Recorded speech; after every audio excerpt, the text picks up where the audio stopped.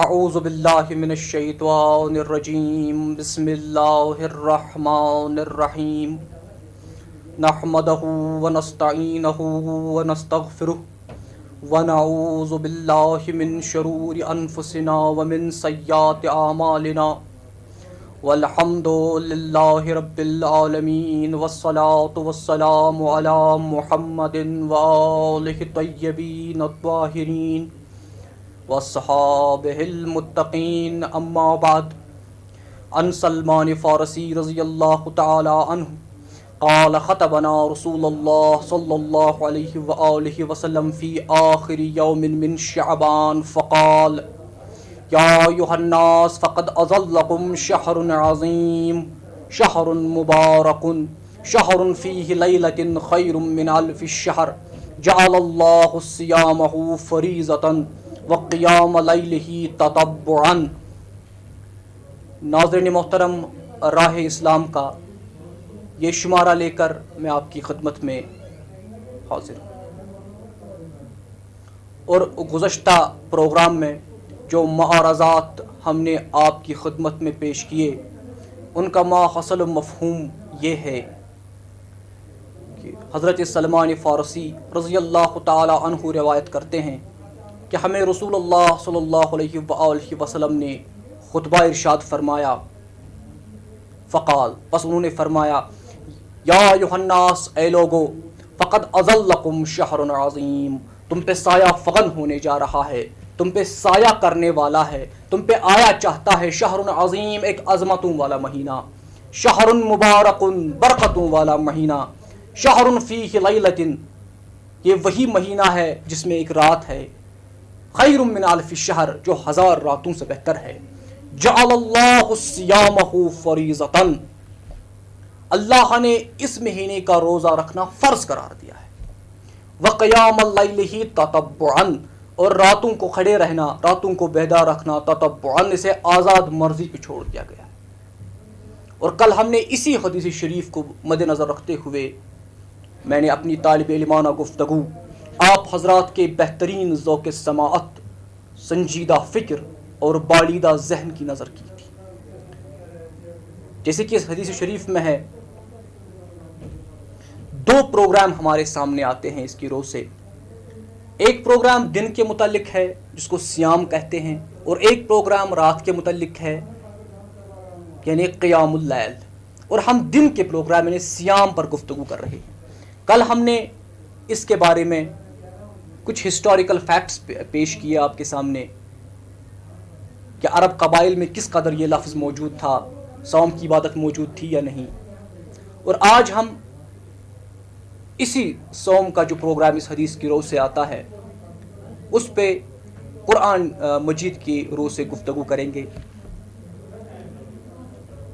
رسول اللہ صلی اللہ علیہ وآلہ وسلم نے جب ہجرت کی اور مدینہ پہنچ گئے تو مدینے میں جو اہل یہود تھے وہ روزہ رکھتے تھے، حالانکہ ان کے احکام بالکل مختلف تھے۔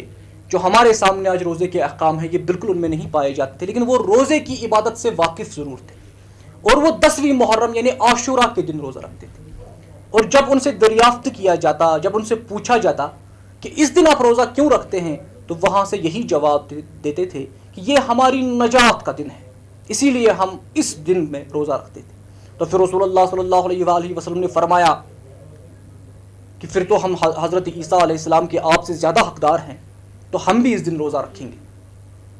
ابھی تک روزے کی فرضیت کے بارے میں جو آیات ہیں وہ نہیں نازل ہوئی تھی، اس لیے ہمیں مکی قرآن مجید میں روزے کے لفظ کا کوئی لفظ یا تصور نہیں ملتا۔ تو اس کے بعد اللہ نے آیت نازل فرما دی جو سورہ بقرہ کی 23واں رکوع جن 6 آیات پر مشتمل ہے وہ نازل ہوا، یا ایھا الذین آمنوا کتب علیکم الصیام کما کتب علی الذین من قبلکم لعلکم تتقون۔ یا ایھا الذین، اے وہ لوگ، آمنوا جنہوں نے ایمان لایا، کتب تم پہ لکھا گیا، فرض کیا گیا ہے، الصیام روزہ رکھنا، کما کتب جس طریقے سے لکھا گیا تھا، فرض کیا گیا تھا، علی الذین ان لوگوں پر، من قبلکم جو تم سے پہلے تھے، لعلکم تتقون اس وجہ سے کہ تم متقی بن جاؤ۔ اب یہ جو آیت کریمہ ہے یہ ماہ رمضان کی فرضیت کے متعلق نہیں ہے. یہ ایام 20 یعنی 13، 14 اور 15 ہر مہینے کی 15ویں تاریخ، 13، 14 اور 15ویں تاریخ کو روزہ رکھنے اس کے متعلق ہے. اس میں بڑی حکمت ہے، اس میں بڑا فلسفہ ہے کہ اہل عرب روزہ رکھنے کے قائل نہیں تھے، اور ظاہر سی بات ہے کہ 30 دن کی مدت تو بہت زیادہ ہوتی ہے، اس میں مئی بھی آ جائے گا، جون بھی آ جائے گا، جولائی بھی آ جائے گا، سخت گرمی کے مہینے بھی ہوں گے، قیامت خیز مہینے آ جائیں گے، اچھی سے اچھی ہمت جواب دے جائے گی. تو پہلے ان کو طبیعتاً خوگر کرنا تھا. اب 3 دن کی سختی تو انسان برداشت کر سکتا ہے، لیکن 29 یا 30 دن کی سختی برداشت کرنا بہت مشکل ہے. تو اسی لیے پہلے ایام 20 فرض ہونے کا یہ جو ہے آیت آئی. اب عجیب سی بات یہ ہے کہ جو ہمارے یہاں ایشیا میں اردو مفسرین ہیں، ان کی باتوں سے، ان کی تفاسیر میں یہ بات پتہ نہیں اوجل رہی، لیکن جہاں تک سلفی کا تعلق ہے، جو عربی کے پہلے سے مفسرین ہیں، سلفی مفسرین ہیں، ان کی یہاں کثرت سے یہ آپ کو ملے گا. جیسے امام فخر الدین رازی تفسیر کبیر میں فرماتے ہیں کہ یہ جو آیت ہے یہ ماہ رمضان کی فرضیت کے لیے نہیں ہے، اور اس کا سب سے بڑا ثبوت کیا ہے؟ وہ ہے ایامن معدودات، یہ گنتی کے چند دن ہیں. اب ظاہر سی بات ہے کہ جو 30 دن ہوتے ہیں وہ گنتی کے چند دن تو نہیں ہوتے.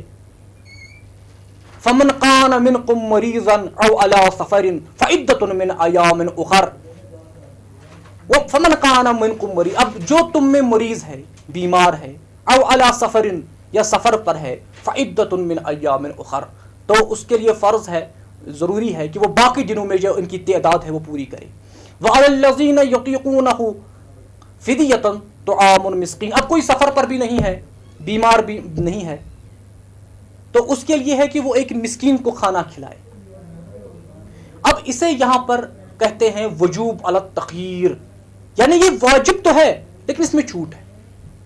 وجوب علی التخیر ہے، واجب ہے لیکن چھوٹ ہے. وَإِن تَصُومُوا، لیکن ترغیب موجود ہے. وَإِن تَصُومُوا، اور اگر تم روزہ رکھو، خیر لکم، یہ تمہارے لیے بہتر ہے. ان کنتم تعلمون، اگر تم جانتے ہو، اگر تم علم رکھتے ہو تو روزہ رکھنا تمہارے لیے بہتر ہے. اب یہاں پر جو علوم القرآن کے حوالے سے بات کریں تو یہاں پر ناسخ منسوخ کا مسئلہ آتا ہے. جیسے آپ کو پتا ہے کہ جو آیت ناسخ ہوتی ہیں ان کی 3 قسمیں ہوا کرتی ہیں.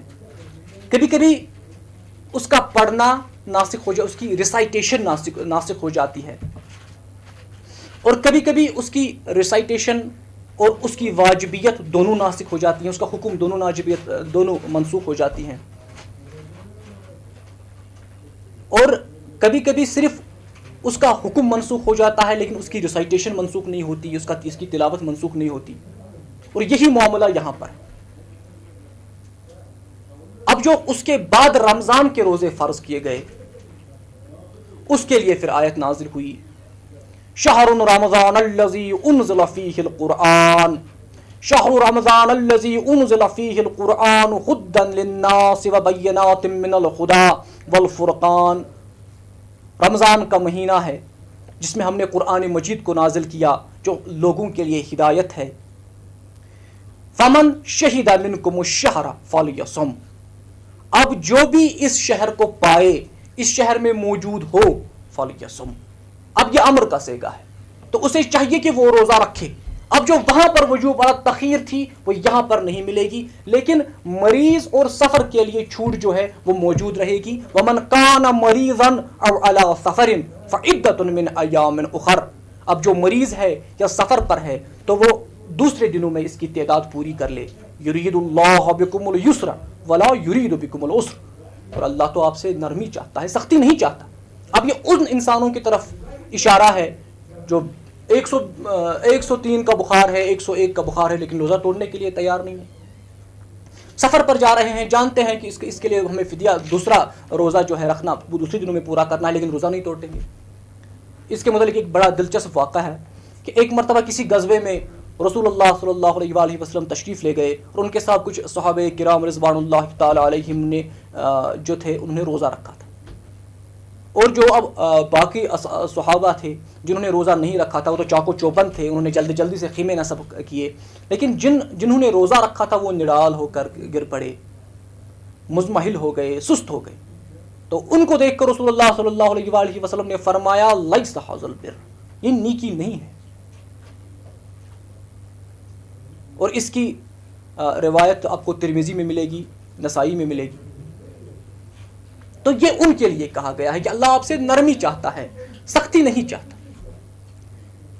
اب اس جو سورہ بقرہ کا 23واں رکوع ہے، اس کے متعلق ایک اور بات نوٹ کرنے لائق ہے، اور وہ یہ ہے کہ ہمیں جو بھی عبادت قرآن مجید میں ملے گی، چاہے نماز کا مسئلہ ہے، چاہے وہ حج کا مسئلہ ہے، تو وہ منتشر مقامات پر ملیں گی.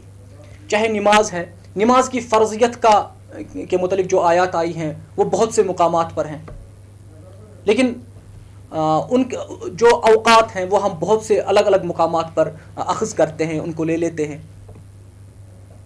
اور اسی طرح سے اگر حج کو دیکھیں تو ان کی جو مختلف یہ ہیں احکامات ہیں، منتشر ہیں قرآن میں. لیکن میں جہاں تک روزے کی عبادت کا تعلق ہے تو یہ 23واں رکوع جو ان 6 آیات پر مشتمل ہے، ان میں مکمل جانکاری، مکمل علمیت موجود ہے.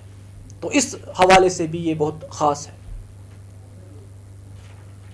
ناظرین کرام، جسے آپ کو خبر ہے کہ ہم اپنے اس پروگرام میں کسی نہ کسی اسکالر کو، کسی نہ کسی عالم کو دعوت دیتے رہتے ہیں، اور آج ہم نے اپنے اسٹوڈیو میں دعوت دی ہے جناب پروفیسر حمید نسیم رفیع آبادی کو، جو Shah Hamdan institute university of Kashmir سے تعلق رکھتے ہیں. آئیے ناظرین ہم بھی سنیں. اعوذ باللہ من الشیطان الرجیم، بسم اللہ الرحمن الرحیم. یا ایھا الذین آمنوا کتب علیکم الصیام کما کتب علی الذین من قبلکم لعلکم تتقون. صدق اللہ مولانا و صدق رسول و نحن علی ذلک من الشاہدین والشاکرین. وقال رسول اللہ صلی اللہ علیہ وسلم الصوم جنہ الصوم لی و انا اجزی بہ. ناظرین کرام، جیسے ہم جانتے ہیں کہ رمضان کا مہینہ اللہ نے مسلمانوں کے لیے ایک خاص نعمت بنا کے پیش کیا ہے، کیونکہ سب سے بڑی نعمت جو رمضان میں مسلمانوں کو حاصل ہوئی ہے وہ قرآن پاک کی نعمت ہے، اور اس سے بڑی نعمت کا تصور نہیں کیا جا سکتا ہے. قرآن پاک نے خود ہی اس بات کی وضاحت فرمائی ہے، لقد من اللہ علی المؤمنین اذ بعث فیہم رسولا یتلو علیہم آیاتہ، کہ سب سے بڑا احسان اللہ نے مسلمانوں پر رکھا کہ ان کے بیچ میں سے ایک پیغمبر کو اٹھایا جو ان پر قرآن پاک کی آیات کی تلاوت فرماتے ہیں. تو بڑا احسان ہے یہ ہے کہ اللہ نے قرآن پاک بھیجا، قرآن پاک نازل کیا، اور یہ قرآن پاک کا نزول جو ہے رمضان کے مہینے میں ہوا ہے. پھر اسی نسبت سے رمضان میں روزے فرض کیے گئے. کچھ دنوں کے روزے جن کو قرآن پاک میں ہی فرمایا گیا ایام معدودات، کچھ دنوں کے روزے، چاہے 30 کے ہوں چاہے 29 دن کے روزے ہوں. تو مقصد کیا ہے روزوں کا، فلسفہ کیا ہے روزوں کا، اس بات کو سمجھنے کی بڑی ضرورت ہے. اللہ تعالیٰ کو کوئی ضرورت نہیں ہے کہ ہم بھوکا رہیں، پیاسا رہیں، یا راتوں کو ہم جاگ جاگ کے رب جگے سے کے شکار ہو جائیں. تو ایک بڑا مقصد ہے روزے کا. وہ مقصد کیا ہے؟ اگر آدمی اس مقصد کو سمجھ لیتا ہے تو سمجھو کہ پھر اس کو روزے کی جو بنیادی فرضیت ہے اس سے واقفیت حاصل ہوئی. تو وہ کیا ہے؟ تقویٰ کا حصول. اور تقویٰ کیا ہے؟ تقویٰ ایک بہت اہم موضوع ہے جس پہ بات کرنے کی ضرورت ہے. تقویٰ ہوتا ہے، عربی میں تقویٰ کہتے ہیں کسی خوفناک چیز سے اپنے آپ کو بچانا. اور سب سے زیادہ خوفناک چیز جو ہے جہنم کی آگ ہے. اس کا مطلب یہ ہوا کہ تقویٰ یہ ہے کہ آدمی جہنم کی آگ سے اپنے آپ کو بچائے. اور جہنم کی آگ سے بچانے کا ذریعہ کیا ہے؟ اللہ تعالیٰ کے احکام کی فرما برداری اور اللہ کی نافرمانی سے اپنے آپ کو بچانا. اس لیے تقویٰ کا مطلب ہوا انسان اللہ کی فرما برداری کرے اور اللہ کی نافرمانی سے بچے، اور یہی ذریعہ ہے اس کے تقویٰ کے حصول کا اس کے لیے. اور جب وہ تقویٰ کے حصول کی راہ پر چلے گا تو پھر وہ احتیاط کرے گا، وہ کنٹرول کرے گا، اپنی زبان پر کنٹرول رکھے گا، اپنی آنکھوں پر کنٹرول رکھے گا، اپنے دل پہ کنٹرول رکھے گا، اپنے نفس پہ کنٹرول رکھے گا، اپنے تمام جو اس کے معاملات ہیں ان میں وہ ایک خاص نہج پہ چلے گا اور ایک پابند زندگی وہ بسر کرے گا. تو یہ وجہ ہے کہ ایک بار حضرت عمر رضی اللہ تعالیٰ عنہ نے ابی بن کعب جو ایک جلیل القدر صحابی تھے رضی اللہ تعالیٰ عنہ، ان سے پوچھا اے ابی بن کعب رضی اللہ تعالیٰ عنہ مجھے آپ بتائیے تقویٰ کیا ہے؟ تو حضرت ابی بن کعب رضی اللہ تعالیٰ عنہ نے ان سے فرمایا اے امیر المومنین کیا آپ نے کبھی اس راستے سے سفر کیا ہے، آپ کبھی اس راستے سے گزرے ہیں جو کانٹوں سے بھرا ہوا؟ تو حضرت عمر رضی اللہ تعالیٰ عنہ نے فرمایا کہ ہاں میں کئی بار ایسے راستوں سے گزرا ہوں۔ تو حضرت ابی بن کعب رضی اللہ تعالیٰ عنہ نے فرمایا کہ تقویٰ یہ ہے کہ آدمی جو ہے گناہوں سے اسی طرح بچے جیسے ایک آدمی کانٹوں بھرے راستے سے چلتے ہوئے اپنے دامن کو بچاتا ہے۔ تو دنیا گناہوں سے بھرا ہوا ہے، منیات سے بھرا ہوا ہے اور ایسی پر لذیذ اور پر لذت چیزوں سے بھرا ہوا ہے جو انسان کو خدا کی نافرمانی کی طرف لے جاتی ہے۔ تو اگر آدمی اپنے آپ کو ان تمام گناہوں سے بچاتا ہے، اپنے دامن کو بچاتا ہے ان تمام برائی میں ملوث ہونے سے، تو اسی کو تقویٰ کہتے ہیں۔ تو اسی لیے تقویٰ جو ہے ایک دل کی کیفیت کا نام ہوتا ہے۔ جب آدمی اللہ سے ڈرتا ہے، عبادت کرتا ہے، خدا کا خوف چاہے وہ لوگوں کے سامنے ہو یا لوگوں سے پوشیدہ ہو، اس وقت وہ اللہ کو حاضر ناظر سمجھتا ہے اور جو بھی کام کرتا ہے وہ اللہ سے ڈر کے کرتا ہے، اللہ کی مرضی معلوم کر کے کرتا ہے، تو پھر اس کے دل میں ایک کیفیت پیدا ہو جاتی ہے اور اس کا دل جو ہے متقی ہو جاتا ہے، جس کو کہتے ہیں یہدی قلبہ، یعنی اس کے دل نے ہدایت پائی۔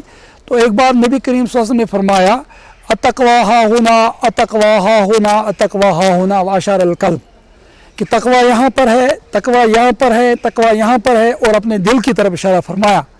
تقویٰ کوئی ظاہر داری کا نام ہی نہیں ہے کہ آدمی ایک مخصوص قسم کا لباس پہنے، مخصوص قسم کا کھانا کھائے، مخصوص قسم کی گفتگو کرے یا مخصوص قسم کے وضع قطع جو ہے اختیار کرے، بلکہ تقویٰ جو ہے دل کی کیفیت کا نام ہے، ایک ایسی کیفیت کہ آدمی ہمیشہ اللہ سے ڈرتا رہے چاہے اس کو لوگ دیکھے یا نہ دیکھے۔ اور رمضان کا مہینہ جو ہے، روزہ جو ہے، وہ انسان کے اندر یہ کیفیت بہت اچھی طرح سے پیدا کرتا ہے۔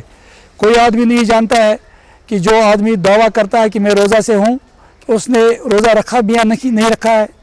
اگر وہ تنہائی میں لوگوں سے چھپ کے، لوگوں سے آنکھیں بچا کے، نظریں بچا کے کوئی چیز کھا پی بھی لیتا ہے، اللہ کے علاوہ کسی کو معلوم نہیں، لیکن وہ صرف اللہ کے خوف کی وجہ سے، اللہ کو حاضر ناظر سمجھنے کی وجہ سے وہ کھانے سے بچتا ہے، وہ پینے سے بچتا ہے، وہ ان تمام کاموں سے بچنے کی کوشش کرتا ہے جو عام حالات میں اس کے لیے جائز ہوتے ہیں۔ وہ کیوں ایسا کرتا ہے؟ وہ صرف اللہ کے حکم کو پورا کرنے کے لیے اپنی جائز خواہشات کو پورا کرنے سے بھی بچتا ہے۔ تو اسی طرح سے اگر آپ دیکھیں گے روزہ جو ہے انسان کی خواہشات پر قدغن لگاتے ہیں۔ مثلا ایک آدمی جو ہے کوئی کام کرنا چاہتا ہے جو بالکل اس کے لیے جائز ہے عام حالات میں، کھانا کھانا اور اس طرح سے تعلقات ضم و شو پیدا کرنا جو اس کے لیے شریعت میں جائز رکھے گئے ہیں، جو تعلقات ازدواجی تعلقات اپنے جو اس کی جو ہے بیوی ہے، اس کے جو گھر والے ہیں، لیکن رمضان میں ان سے بھی وہ بچتا ہے جو کہ اس کے لیے جائز تھی چیز، تو تاکہ اس کو تربیت ہو جائے کہ رمضان کے بعد اور رمضان میں بھی وہ ان چیزوں سے بچنے کی کوشش کرے جو اس کے لیے جائز نہیں ہے۔ جب وہ جائز چیزوں سے بچتا ہے تو ناجائز چیزوں سے بچنا بہت آسان رہے گا اس کے لیے۔ تو رمضان میں اس کو تربیت دی جاتی ہے، اس کو ایک ٹریننگ دی جاتی ہے کہ وہ اپنے آپ کو تیار کرے جائز چیزوں سے بھی بچانے کے لیے، کیونکہ اللہ کا حکم ہے ایسا کہ آدمی جائز کاموں سے بچے۔ تو پھر جو ہے ناجائز کام جو ہوتے ہیں رمضان کے بعد اور رمضان میں بھی، ان سے بھی آدمی بچے۔ یہ وجہ ہے کہ نبی کریم صلی اللہ علیہ وسلم نے فرمایا جب بھی کسی آدمی کا آپ میں سے روزہ ہو تو نہ وہ کسی فحش گفتگو میں مبتلا ہو جائے اور نہ وہ شور شرابہ کرے۔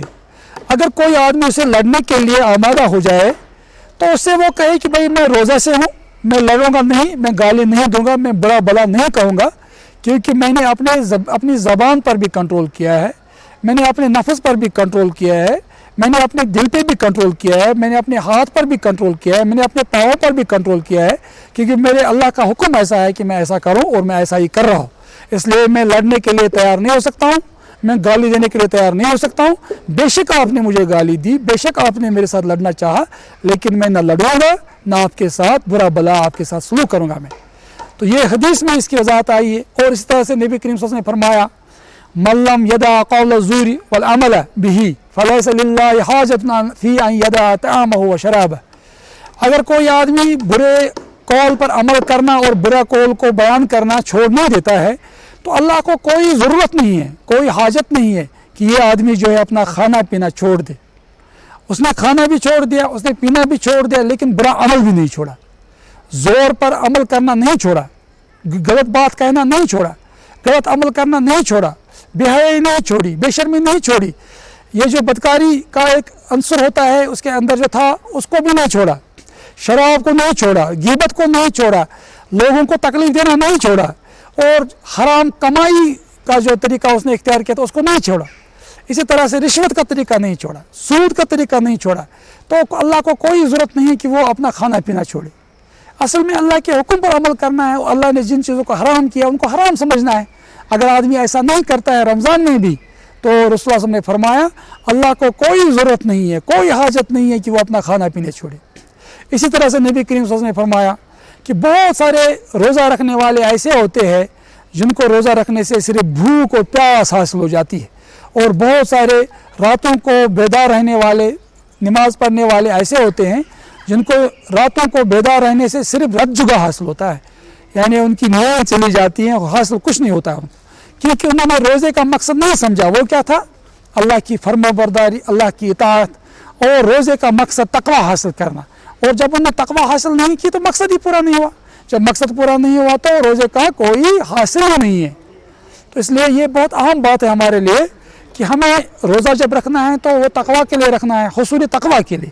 اور اگر آدمی واقعی تقویٰ حاصل کرنے کے لیے روزہ رکھتا ہے تو اس کو تقویٰ مل جائے گا, کیونکہ اللہ تعالیٰ نے فرمایا ہے یا ایھا الذین آمنوا کتب علیکم الصیام کما کتب علی الذین من قبلکم لعلکم تتقون. اے ایمان لانے والو, تمہارے اوپر روزے فرض ہو گئے جیسے تم سے پہلی امتوں پر روزے فرض ہو گئے تھے. امید ہے کہ تم تقویٰ والے بن جاؤ گے, اللہ سے ڈرنے والے بن جاؤ گے.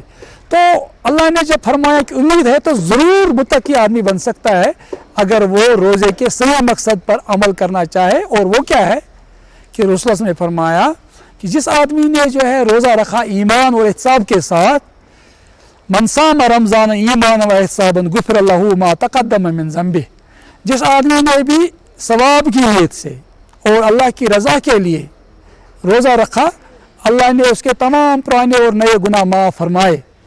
اور من قام شہر رمضان ایمان و احتسابا غفر لہ ما تقدم من ذنبہ, اور جو آدمی راتوں کو بیدار رہا, اللہ کی عبادت کی, تراویح پڑھی, تہجد پڑھی, اور اللہ کے سامنے جو ہے بیدار رہا اور آہوزاری کرتا رہا, دعا مانگتا رہا, استغفار پڑھتا رہا, تو اللہ نے اس کے جو ہے اگر وہ ایمان اور احتساب کے ساتھ, یعنی یہ ثواب کی نیت سے اللہ کی رضا کے لیے اور یہ ایمان رکھتے ہوئے کہ اللہ کا حکم ہے کہ روزہ رکھنا ہے, تو پھر اس کے تمام اگلے اور پچھلے گناہ معاف ہو جائیں گے.